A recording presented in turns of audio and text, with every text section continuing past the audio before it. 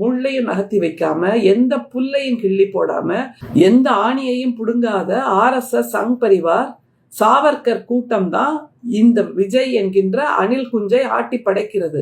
அவர்கள் சொல்லுகின்ற வசனத்தை தான் இவர் மேடை ஏறி ஒப்பிச்சுக்கிட்டு இருக்கார். அந்த வசனம் என்ன சொல்லுது? தமிழ்நாட்டு மக்கள் நீட்டுக்கு எதிராக போராட வேண்டாம் என்பதை கொஞ்சம் கொஞ்சமாக விஷ ஊசி மாதிரி நீ அவங்க மண்டைக்குள்ள செலுத்து.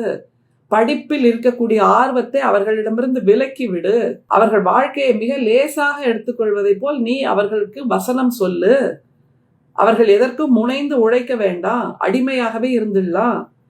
ஏதோ டெலிவரி பாய் மாதிரி. டெலிவரி பாய் என்பதையும் நாம் குறைவாக சொல்லவில்லை. ஆனால் அந்த ஒரு வேலை கிடைத்தால் போதும், அந்த 10,000 கிடைச்சா போதும், அதுல 2,000 போய் விஜய் சினிமாக்கு டிக்கெட் வாங்கிட்டு அதுக்கு விசில் அடிச்சுட்டு வந்துட்டா போதும் என்பதான ஒரு வாழ்க்கை முறையே மிக உயர்ந்த சொர்க்கம் என்கின்ற மனநிலையை அவர்களுக்கு உருவாக்கு என்பதுதான் பிஜேபியின் பினாமியான இந்த அணில் குஞ்சுக்கு கொடுக்கப்பட்டிருக்கின்ற அசைன்மெண்ட். அதைத்தான் இன்றைக்கு அவர் நிறைவேற்றி காட்டியிருக்கிறார். கல்வி விழா என்று சொல்லிவிட்டார்.